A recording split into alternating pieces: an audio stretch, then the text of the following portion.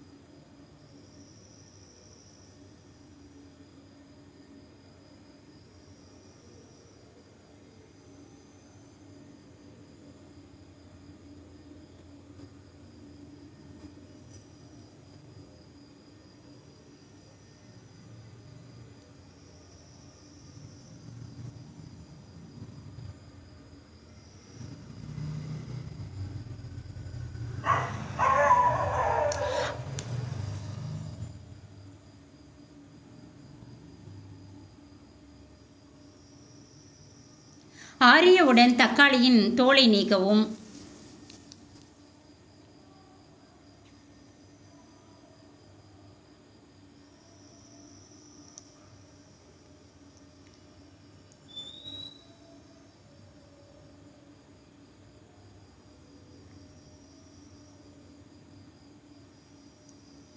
பிறகு இவை அனைத்தையும் ஒரு மிக்சி ஜாருக்கு மாற்றி அதனோடு 1 ஸ்பூன் அளவிற்கு வெள்ளை சர்க்கரையும் 1/4 ஸ்பூன் அளவிற்கு உப்பும் சேர்த்து நன்றாக அரைத்து எடுத்துக்கொள்ளுங்கள்.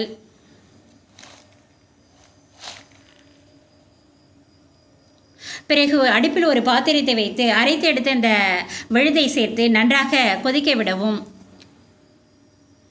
இறுதியாக 1 ஸ்பூன் அளவிற்கு சோயா சாஸ் சேர்த்து நன்றாக கொதிக்க வைத்து இறக்கினால் ஒரு அருமையான சுவை மிகுந்த மோமோஸ் சட்னி தயார். இந்த வீடியோ உங்களுக்கு பிடித்திருந்தால் லைக் பண்ணுங்கள், ஷேர் பண்ணுங்கள், சப்ஸ்கிரைப் பண்ணுங்கள். நன்றி, வணக்கம்.